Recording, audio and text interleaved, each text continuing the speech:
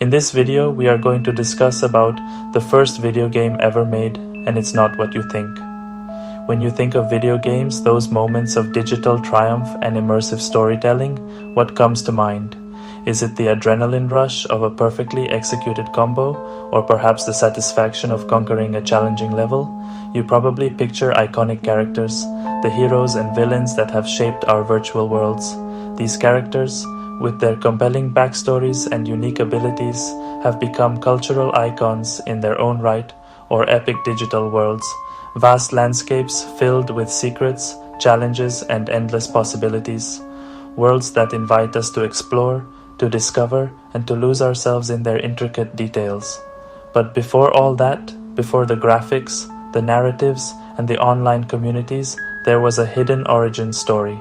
A story of innovation, experimentation, and the sheer audacity to dream of interactive entertainment, long before joysticks, the clickety-clack of arcade buttons, and consoles, bringing pixelated adventures into our living rooms. The idea of playing a game on a screen was pure science fiction, a concept relegated to the pages of futuristic novels and the imaginations of forward-thinking inventors. The first video game wasn't made for profit or fun. It wasn't conceived in a boardroom or a game studio. It was a technological showcase, a demonstration of what could be achieved with the burgeoning power of computers. Born from curiosity in an unexpected place, far from the bright lights of arcades and the comfort of our homes. It emerged from the depths of research labs and academic institutions. The question, what was the first video game, isn't as simple as it seems. It's not a straightforward answer etched in stone. It's a puzzle wrapped in debate, challenging our very definition of a game. What constitutes a game? What elements are essential for an interactive experience to be considered a true game? The real answer lies not with familiar classics, not with Pac-Man, Space Invaders, or Donkey Kong, but with a massive machine that filled an entire room, a behemoth of vacuum tubes, wires, and blinking lights, a far cry from the sleek devices we hold in our hands today. On its primitive display, a screen that flickered with rudimentary graphics, something extraordinary happened. A moment that would change the course of entertainment forever. Humanity played its first game against a machine. A simple interaction perhaps, but one that sparked a revolution. This is a story of ingenuity, of brilliant minds pushing the boundaries of what was possible. And the playful spirit that drives us to push technology's boundaries, to create, to explore, and to connect in new and exciting ways. Every grand spectacle has a humble beginning. Every technological marvel has roots in the past. And the multi-billion-dollar industry we know today started with a single forgotten game, a spark of innovation that ignited a global phenomenon. Let's uncover where it all truly began. Let's delve into the secret history before the joystick. When we think about the origins of video games, many believe the story began with Pong's simple boop boop, that iconic back and forth that captivated a generation. It was a cultural phenomenon, a digital ping-pong match that launched 1,000 arcades. Or perhaps Mario's Adventures, the vibrant platforming that redefined what a video game could be. The Mushroom Kingdom became a household name, and Mario an instant superstar. But the roots of this interactive art form go deeper, much deeper than many realize. The history is rich, complex, and full of surprising innovations. Pong, released in 1972, was undoubtedly a pivotal moment. It brought video games out of niche environments and into the mainstream, filling arcades and homes with its addictive gameplay. It was a watershed moment, proving their commercial power and paving the way for the industry we know today. And then came Super Mario Bros. In 1985, a game that revived the industry after the great video game crash, injecting new life and creativity into the market. Mario became more than just a character. He became a global icon, a symbol of gaming itself. Yet, even before these legends graced our screens, there were earlier contenders, pioneering titles that laid the groundwork. Take Space War from 1962, for example. This groundbreaking game was created at MIT, a hotbed of innovation and technological advancement. It let players duel with spaceships in a gravity-filled arena, a concept that was revolutionary for its time. Space War inspired future designers and set the stage for the space shooters that would dominate arcades in the decades to come. But the true beginning, the very genesis of video games, predates even these milestones. We have to journey back to the dawn of the 1950s to uncover the earliest sparks of interactive entertainment in an era of post-war optimism, burgeoning scientific discovery, and a technological revolution that promised a brighter tomorrow. The first video game was born, though it wasn't conceived purely for fun and entertainment as we understand it today. Its primary purpose was to showcase the immense potential of these new computing machines to offer a glimpse into the future. It was a simple contest of wits, a human player pitted against the cold logic of a machine, a battle of minds in its most nascent form. This humble beginning, this first spark of interactive computing, was setting the stage for everything that was to come in the world of video games. To understand the first video game, imagine the 1950s, a world without personal computers or screens. Computers were massive, room-filling machines like the UNIVAC 1, used only by universities and governments. Input was via punch cards, output was printouts or blinking lights. These machines solved serious problems, calculating artillery, breaking codes, processing data. Using one for a game seemed unthinkable, even wasteful. Yet, the novelty of these machines sparked the imagination of those who worked with them. They envisioned a future where humans could interact with computers in playful ways. This curiosity led one engineer to use a computational giant for a simple game of tic-tac-toe. That moment forever changed our relationship with technology. The early computer operators were engineers and scientists, pioneers in white lab coats, fluent in machine code. They worked in sterile rooms, surrounded by the hum of their creations, always seeking new ways to demonstrate the power of computers. To make these machines less intimidating, they needed something universally understood, a game. A game could showcase logic and engage the public, transforming complex calculations into a friendly challenge. This playful spirit was a quiet rebellion, blending scientific rigor with creativity. Out of this blend, one engineer built a machine not for calculations, but to play a simple game against a human. Meet Bertie the Brain, a colossal contraption of gears, lights, and vacuum tubes.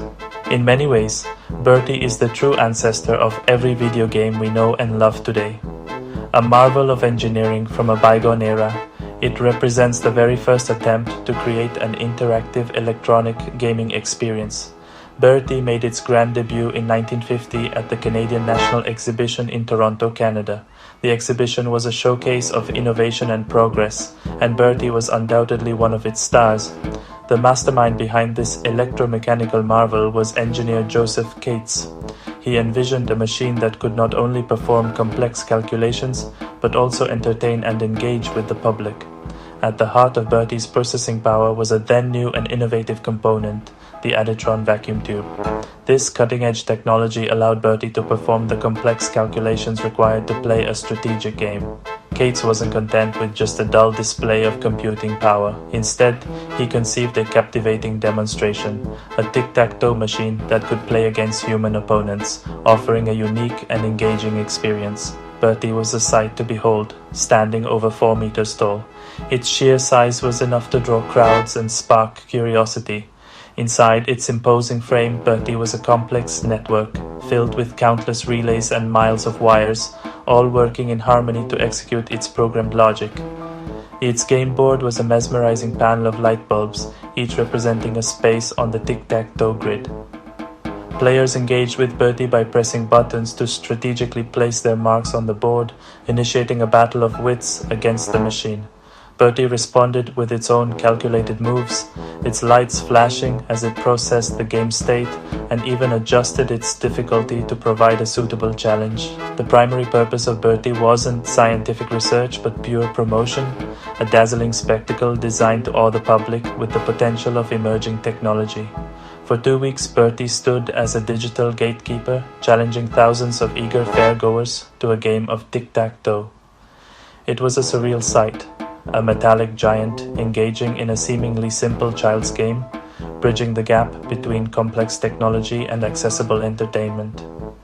Sadly, after the exhibition concluded, Bertie was dismantled, its components scattered, and its existence largely forgotten by the world. Yet despite its short lifespan, Bertie remains a pivotal moment in gaming history. It was the first true video game, a fleeting glimpse into a future where entertainment and technology would intertwine. Bertie's legacy, however, would be buried for decades, awaiting rediscovery and recognition as a pioneering achievement in the world of interactive entertainment. Playing Bertie the Brain in 1950 was a surreal, futuristic experience. The graphics were 9 light bulbs in a tic-tac-toe grid, no pixels, just glowing bulbs. Players chose their move on a keypad. Bertie responded after a pause, its relays clicking as it thought. The machine used simple logic circuits, not complex algorithms, to decide its moves. It wasn't true intelligence, but it created the illusion of thought. There was no sound, story, or score. Just a pure contest of logic, human versus machine. Beating Bertie on its hardest setting was nearly impossible, yet in its simplicity, it captured the essence of all video games, a player's choice met by a system's response. Bertie the Brain amazed thousands at the 1950 exhibition. For most, it was their first encounter with a thinking machine, a glimpse of science fiction made real. Even celebrities lined up to play Danny Kaye among the crowd, turning Bertie into a must-see attraction. The adjustable difficulty let anyone try on the hardest setting. Bertie was unbeatable. The machine became a public spectacle, proving computers could be fun, not just tools. Yet, its significance was overlooked, seen as a novelty, not the dawn of a new medium. After the fair, Bertie was dismantled, its story faded into obscurity. The world glimpsed the future. It would take decades for technology and for culture to catch up. The leap from Bertie the Brain to today's games is staggering. Bertie was a one-off giant, but by 1962, Space War ran on a smaller, more advanced computer with real-time graphics. The 1970s saw Pong and the first home consoles bringing games into living rooms. The 1980s and 90s exploded with complexity, 8-bit consoles, 16-bit consoles, iconic characters, and sprawling adventures. The shift to 3D opened immersive new worlds. PlayStation, Nintendo 64 today, multi-core processors and powerful graphics cards create photorealistic online universes. From Bertie's glowing bulbs to virtual reality, every game owes its existence to that first playful machine. The journey from a simple tic-tac-toe game to vast digital worlds began with a single spark. Bertie the Brain is more than trivia. It's the spark that ignited an industry. Its simple feedback loop, human choice machine response, is the foundation of all games. Today's seamless, complex experiences are built on decades of innovation, starting with pioneers like Joseph Cates. Remembering this history deepens our appreciation for the art of play. Play drove engineers to use precious computer time for fun, inspiring new world's mechanics. Bertie was the first time technology was used purely for playful interaction, setting a precedent that changed everything. Next time you pick up a controller, remember the giant metal brain that played tic-tac-toe in 1950. Every adventure starts with a single simple move. Stay curious and keep playing. If you liked it, tap that like and hit subscribe so you don't miss what's next.